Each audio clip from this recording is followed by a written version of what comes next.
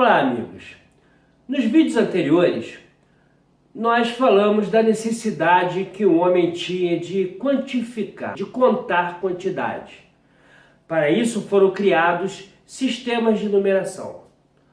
Bom, aqui nós temos alguns números que têm várias aplicações na nossa vida e com finalidades diferentes. Por exemplo, eu tenho duas filhas. A Ana, minha pequenininha, e a Rafa, a maior. A pequena tem 9 anos e a maior tem 13 anos. Ou seja, usei números aqui para contar a idade, ou seja, para contar o tempo de vida das minhas filhas. Bom, a minha mais velha tem 1,53 m. Usei o número aqui com uma outra finalidade. Em vez de contar o tempo, aqui eu estou usando o número para medir. Eu posso fazer, por exemplo, numa receita, alguma coisa que eu use, por exemplo, 3/4 de leite, já é um outro tipo de número. Eu tenho aqui a representação simplificada, óbvio, do π, que é o número que a gente vai tratar mais tarde, né? Pode ficar tranquilo que mais tarde eu vou falar desse π. E aqui, por exemplo, também obra da minha filha mais velha, eu tenho aqui um número, um código de barra, que é o número para identificar.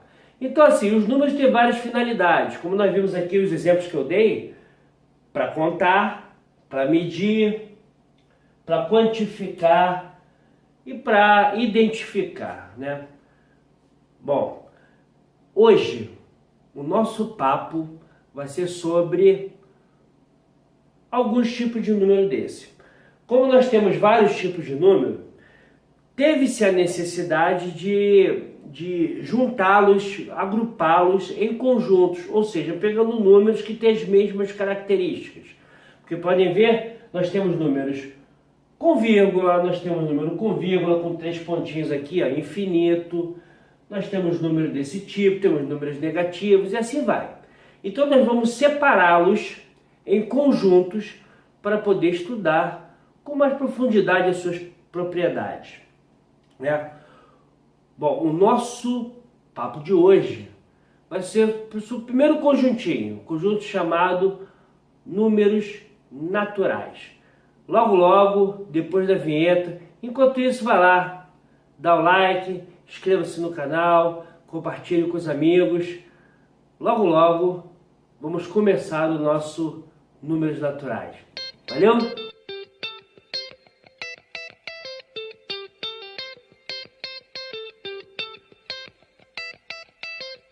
Bem, eu sou o professor Marcelo Costa. Estamos aqui no canal Simplificando a Matemática, onde a simplicidade é a chave do sucesso. Bom, galera, hoje nós vamos tratar dos números naturais. Bom, por que são chamados naturais? Porque ele está ligado diretamente ao conceito de número.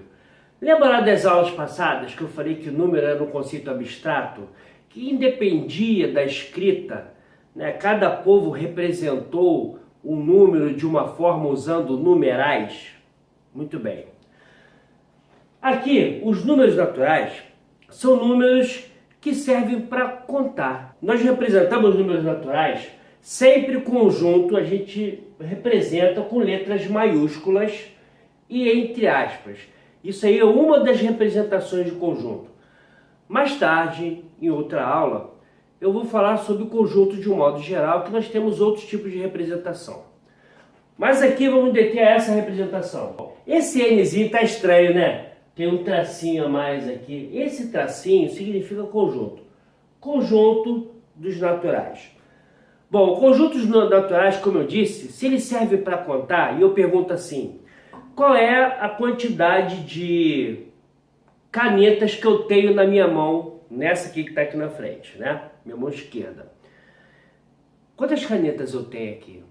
Nenhuma. E nós vimos lá que no numeral indo-arábico a gente já representava o zero, nenhuma quantidade. Lá no romano já não dava. Então começa com com zero. É a menor quantidade que tem, não tem uma quantidade menor do que essa. Então começa no zero, só que ele é infinito. Ou seja, por mais que eu pense num número grande, uma quantidade grande, eu sempre posso ter uma maior. Eu não tenho uma quantidade final. Tá? Então ele é infinito, ele não tem fim. Sempre eu posso pensar um número muito grande. Bom, além de infinito, aqui nós temos a ideia de sucessor. Ou seja, cada número natural, ele admite um sucessor, um que vem depois dele. Claro, se nós vimos que ele é infinito, então sempre existe um número maior, né? Então sempre tem um sucessor, o que vem depois desse número. E é fácil a gente saber que número é esse. É só eu adicionar uma unidade ao número que eu quero que eu vou achar o sucessor. Por exemplo, o sucessor do 5 é só somar 1, então vai ser o 6. Ah, o sucessor do 1000 vai ser o 1001. E assim vai infinitamente. Agora, o antecessor, nem todos os números têm antecessor. Antecessor é o que vem antes, é o que vem na frente. Eu sabia, o antecessor só diminui uma unidade. Então, se eu tenho aqui o número 4, eu quero o antecessor dele, 4 menos 1, 3. É o que está na frente. 1 menos 1, 0. O 1 tem antecessor. O 0 é o antecessor do 1. Só que o 0 não tem antecessor. Porque nesse conjunto, como ele expressa a quantidade, se eu não tenho quantidade nenhuma, ou seja, eu não tenho caneta nenhuma na minha mão, como é que eu posso tirar uma? Não tem como. Então o 0 não tem antecessor, é o único. Então definimos antecessor assim: todo número natural, exceto o 0, admite um número que seja antecessor a ele, retirando uma unidade. Bom, representação. Nós podemos representar os números naturais usando uma reta orientada. Bom, então se eu pegar uma reta e tomar um ponto aqui como a minha origem, o meu 0, ok? Eu oriento para a direita, que vai ser o sentido do crescimento. Então, ó, quanto maior o número, mais à direita ele vai ficando. Então, se eu tenho aqui o 0, o 1, o 2, o 3, o 4, e assim sucessivamente. Notem que nesse conjunto eu vou tracejar aqui. Por quê? Porque nesse conjunto não há quantidade nenhuma entre dois números naturais consecutivos. O que são números consecutivos? Que vem um após o outro, ou seja, é um número com seu sucessor, ou é um número com seu antecessor. 3 e 4 é o número 3 com o sucessor 4, eu tenho aqui dois números consecutivos. Ou se eu pego 2 e 1, se eu tenho aqui o número 2 com seu antecessor 1, também eu tenho dois números consecutivos.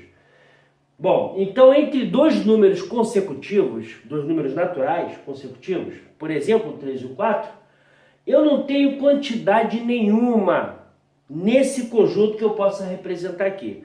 Então, por isso que eu tracejei, que significa que aqui não tem elementos. Os nossos elementos são os números naturais apenas. Ok? Cresce sempre nesse sentido. Ou seja, quanto mais eu me aproximo de um número muito grande, tendendo ao infinito, mais à direita ele vai estar. Então, uma das coisas que é bem clara a gente ter noção aqui no início desse estudo, que mais tarde nós vamos ver que tem outros tipos de número e isso vai nos ajudar, é o ter a consciência de que, para saber se o número é maior do que o outro, eu usar sempre essa maneira de pensar. O número que tiver mais à direita será sempre o maior número. Alguns autores não consideram o 0 como um número natural. Vocês podem pegar alguns livros aí que tenha números naturais, começando do 1, 1, 2, 3.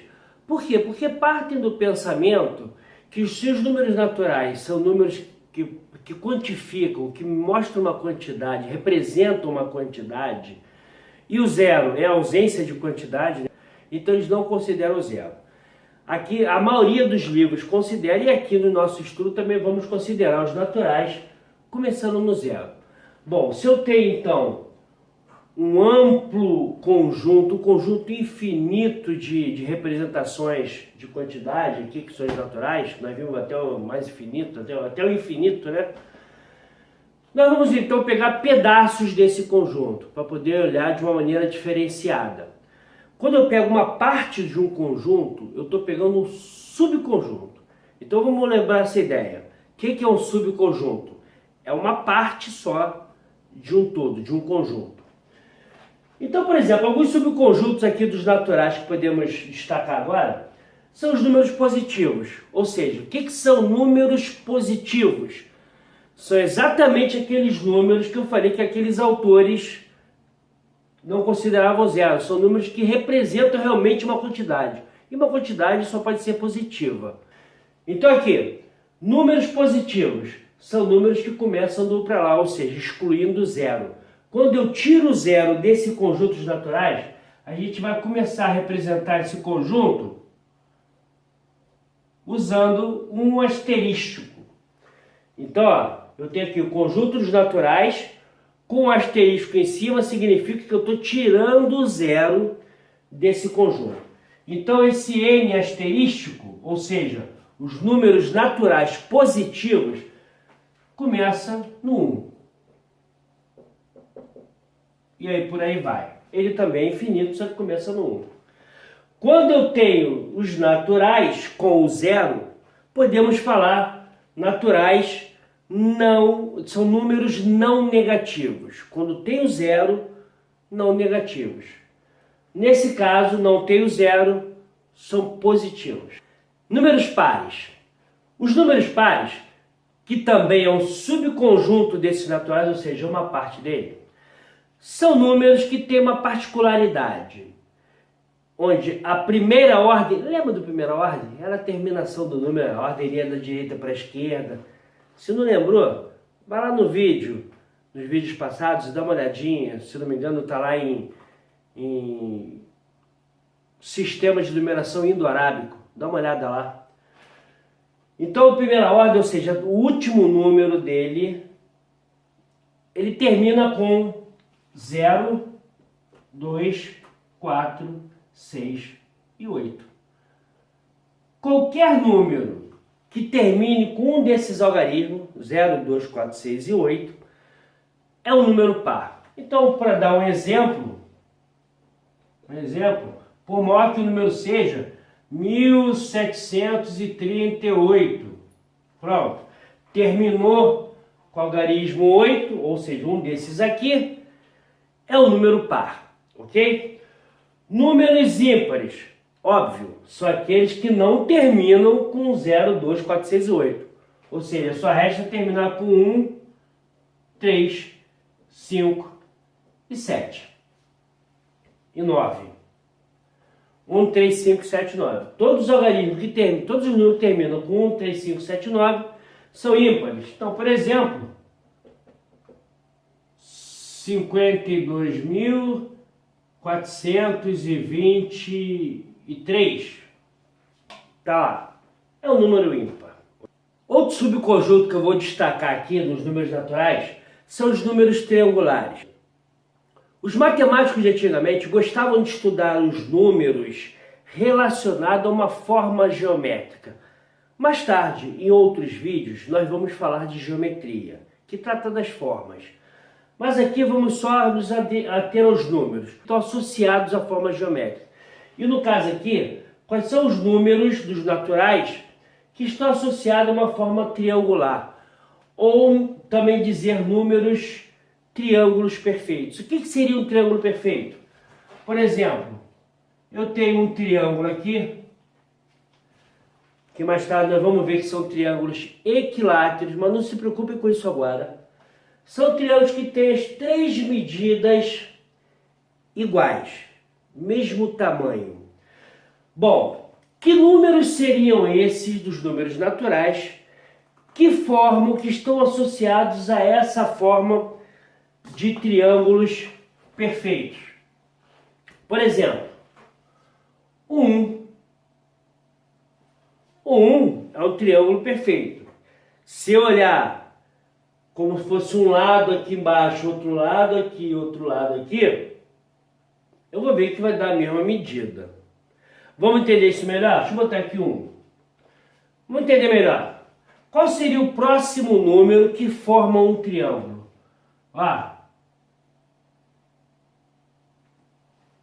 O 3. Aqui, pode ver que eu tenho, nesse lado aqui embaixo, eu tenho essa distância com 2 pontinhos. Desse lado aqui eu tenho essa distância com 2 pontinhos. Desse lado aqui também eu tenho essa distância com 2 pontinhos. Então o 3 é o nosso próximo número triangular. Qual seria o próximo?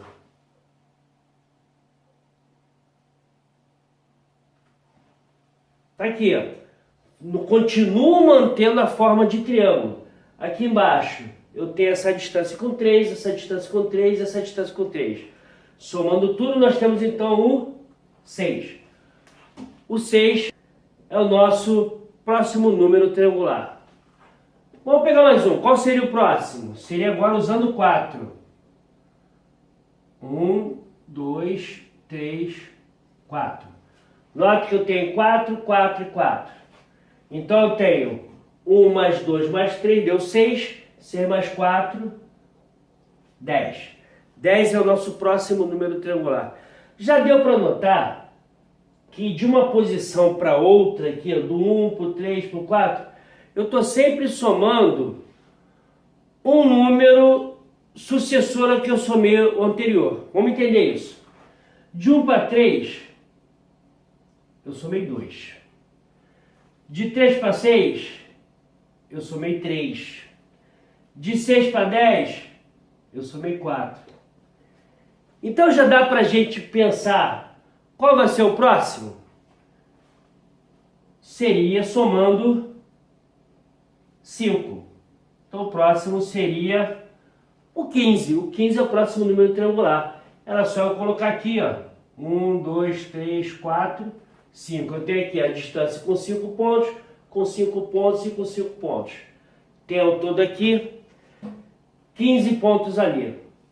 Então eu vou deixar para vocês pensarem, bota lá nos comentários qual seria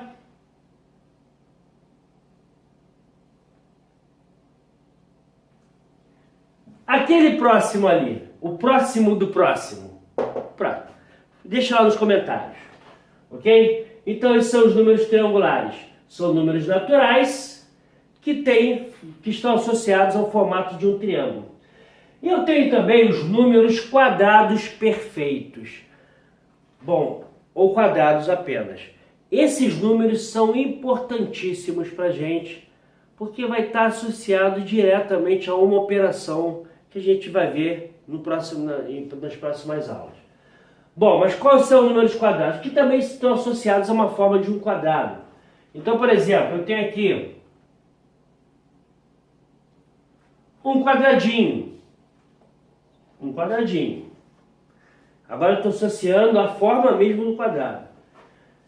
Eu tenho aqui, se eu pegar dois quadradinhos e colocar um do lado do outro, não forma um quadrado perfeito.